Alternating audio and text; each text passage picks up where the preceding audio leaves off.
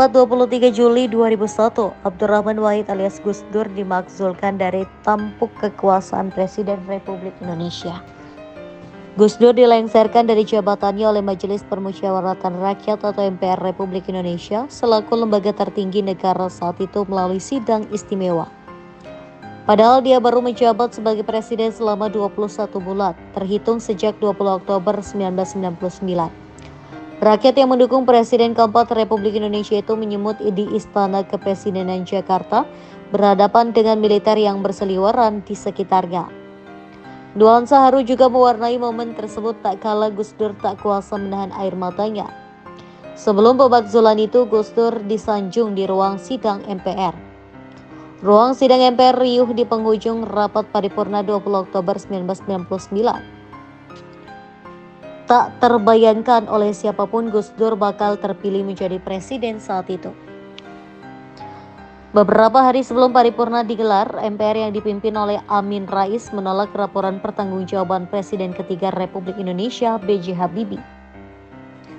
Imbasnya Habibie mengundurkan diri dari arena pencalonan presiden. Praktis, gelanggang pemilihan presiden menjadi milik berdua antara Gus Dur yang mewakili Partai Kebangkitan Bangsa atau PKB dan Megawati Soekarnoputri yang memimpin PDI Perjuangan. Banyak pihak mengira pertarungan akan dimenangkan oleh Megawati. Sebabnya selain suara PDIP yang lebih besar dari PKB di pemilu, kondisi fisik Gus Dur kala itu sudah payah. Namun tak disangka Gus Dur berhasil unggul dengan mengantongi 373 suara, 60 suara lebih banyak dari Megawati. Beberapa hari sebelum pemilihan presiden digelar, Gus Dur seakan mendapat dukungan penuh dari Amin Rais yang saat itu baru terpilih menjadi ketua MPR. Demikian diceritakan Greg Barton dalam biografi Gus Dur. Saat itu Amin bahkan bilang bahwa Gus Dur menjadi satu-satunya harapan untuk mempersatukan rakyat Indonesia. Benar saja, selang beberapa hari setelahnya Gus Dur betul-betul menjadi presiden, sementara Megawati yang terpilih jadi wakilnya.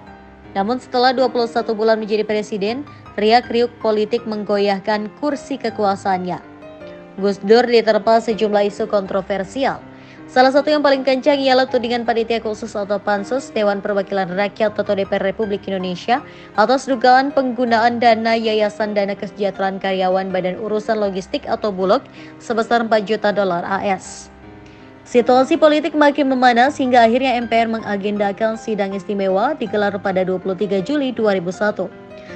Mendengar kabar ini jelang tengah malam 22 Juli 2001, Gus Dur mengadakan pertemuan dengan salah seorang wakil sekretaris jenderal atau Wasekjen, pengurus besar Nahdlatul Ulama atau PBNU Mas Duki Baitlawi dan 7 ulama sepuh di Istana Negara. Dikutip dari laman resmi PBNU, pertemuan kala itu berlangsung khidmat dan penuh haru. Gus Dur tak kuasa menahan air matanya.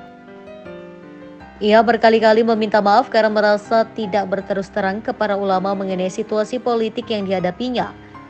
Tangis suami Sinta Nuria ini pecah bukan karena lemah menghadapi situasi politik saat itu, namun dia memikirkan para ulama dan pendukungnya yang berkomitmen kuat untuknya.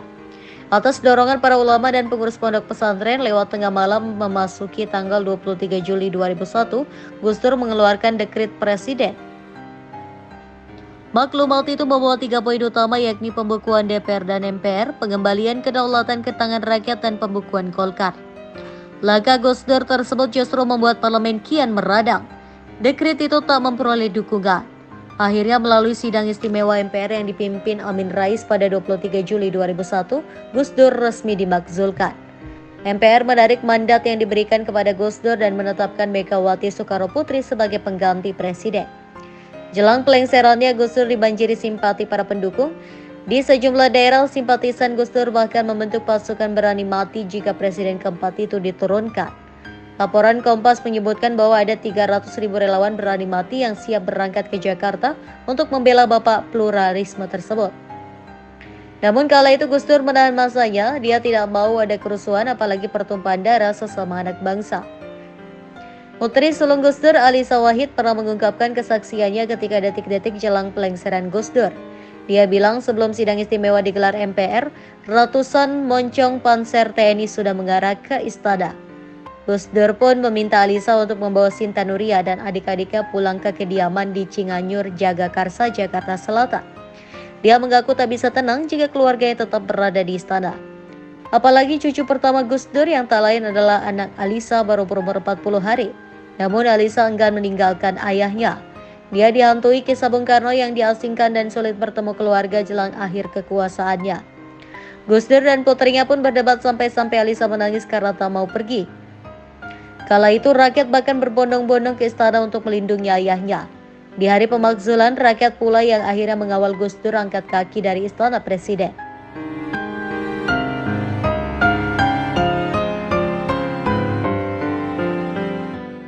Salah satu hal yang paling diingat dari mundurnya Gus Dur adalah ketika ia keluar dari istana dengan menggunakan celana pendek untuk menyapa pendukungnya. Kepala Protokoler Istana era Presiden Gus Dur, Wahyu Muryadi, mengatakan bahwa ketika ia dilengsarkan, pendukungnya di luar istana semakin banyak. Para pendukungnya itu sudah berkumpul sejak beberapa hari sebelum ia dilengsarkan. Ketika itu, suasana pendukung semakin ramai dan berteriak untuk memberikan dukungan kepada Gus Dur. Ketika sedang makan malam, Wahyu mengatakan Gus Dur yang cukup santai dengan menggunakan kaos oblong dan celana pendek itu berniat untuk menemui dan menyapa para pendukungnya.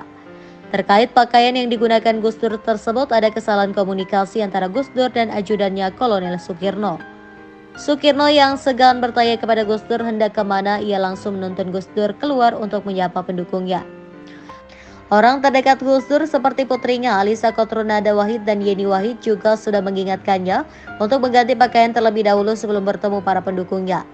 Namun Gus Dur mengatakan tidak perlu lantaran ia hanya ingin bertemu pendukungnya. Keluarnya Gus Dur untuk menyapa pendukungnya ini dinilai melecehkan istana dan lantaran menggunakan kaos oblong dan celana pendek. Namun dengan keluarnya Gus Dur dari istana mampu meredam masanya yang begitu masif dan sehingga tidak terjadi kerusuhan pasca ia dilengsarkan. Setelah ia dilengsarkan dari jabatan presiden, Gus Dur tidak langsung meninggalkan istana ke kediaman pribadinya di Cianjur. Ia menetap di istana hingga 25 Juli 2001 untuk pergi ke Amerika Serikat. Ia pergi ke negeri Paman Sam untuk melakukan pengobatan terhadap penyakit yang ia derita. Selama menjabat sebagai Presiden Republik Indonesia, Gus Dur menjadi seorang presiden yang banyak dicintai oleh masyarakat. Walaupun memiliki background Nahdlatul Ulama atau NU, ia tetap dicintai tokoh lintas agama dan golongan. Bahkan ia pernah membolehkan masyarakat Papua untuk mengibarkan bendera bintang kejora asalkan tidak lebih tinggi dari bendera Indonesia. Hingga Gus Dur turun tahta, kasus hukum yang dituduhkan kepadanya tak pernah terbukti. Bahkan Jaksa Agung dan kepolisian sendiri sudah menyatakan bahwa Gus Dur tidak terkait dengan kasus yang dituduhkan kepadanya. Pasca peristiwa itu, dalam sejumlah kesempatan Gus Dur menyatakan bahwa yang menimpa dirinya murni persoalan politik kekuasaan yang dimanfaatkan oleh sejumlah orang. Oleh karenanya, upaya pelengseran ini merupakan tindakan inkonstitusional.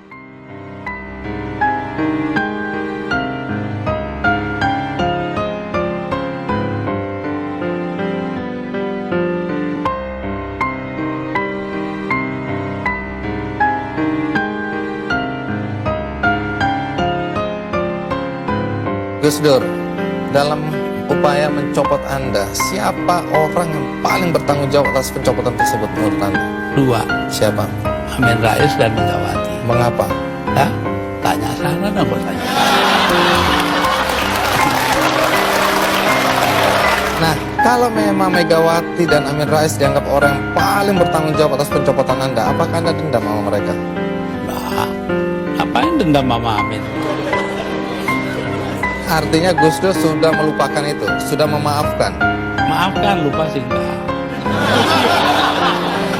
Nah, pernahkah setelah peristiwa ini, apakah itu Megawati atau Amin Rais datang ke Anda untuk meminta maaf? Enggak ada. Mereka merasa dirinya benar, ya sudah. Besok-besok akan terbukti oleh bangsa ini sendiri. Besok-besok akan terbukti oleh bangsa ini sendiri. Pernyataan ini agak bertentangan dengan kenyataan bahwa kelihatannya Gus Dur sama Pak Amin Rais sama Ibu Megawati akur-akur aja, rukun-rukun aja. Saya di dunia ini yang pantas memimpin Indonesia, yang pantas jadi musuh saya cuma satu, Mas. Siapa itu? Pak Harto. Artinya Tapi apa? itu pun saya masih kesana, masih jadi teman baik saya. Artinya apa itu? Artinya saya nggak punya musuh dong di Indonesia.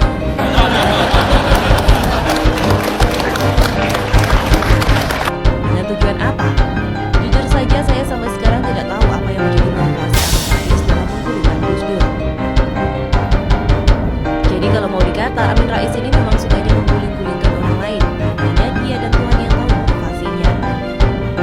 khawatir bahwa jika orang itu terus-menerus eksis di dunia politik sampai sekarang, Indonesia tidak pernah akan baik-baik saja.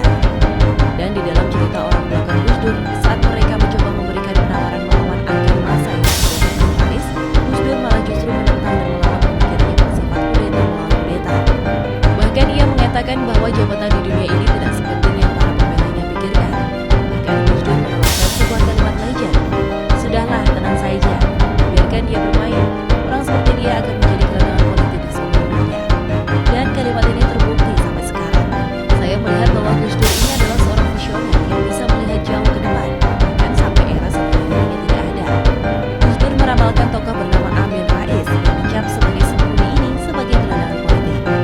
Padahal kalau mau dilihat secara fisik, Gus Dur sangat terbatas, apalagi dalam mata fisiknya. Tapi bicara tentang mata yang memandang ke depan secara non-fisik, Gus Dur paling jago.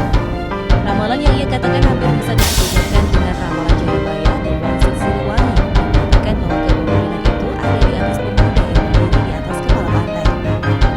Ramalan ratusan tahun silam yang menjadi kenyataan di saat ini oleh kepemimpinan Joko Widodo. Kembali lagi ke sembunyi Amin Rais yang sekarang sudah dibuang oleh PAN.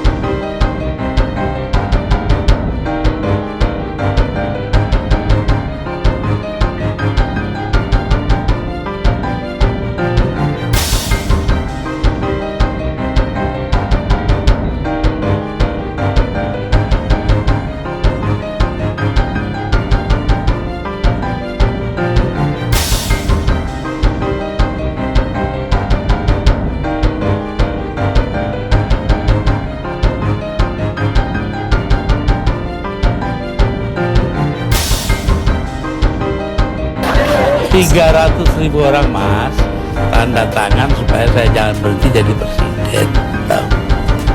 Tapi saya bilang daripada bangsa ini pecah dalam pertempuran darah mengalir darah saya, mendingan saya lengser aja deh. Nah itu.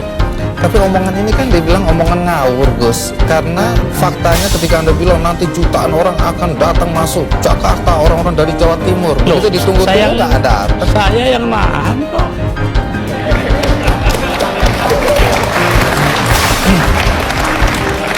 Jadi kalau nggak ditahan sama Gus Dur, datanglah beneran itu ya? Bukan begitu, karena tetap saja kebenaran kita harus pertahankan. Tapi sikap kita itu jangan sampai bangsa ini perang saudara. Dan itu pengorbanan Anda. Ya bagi saya bukan korban, biasa aja.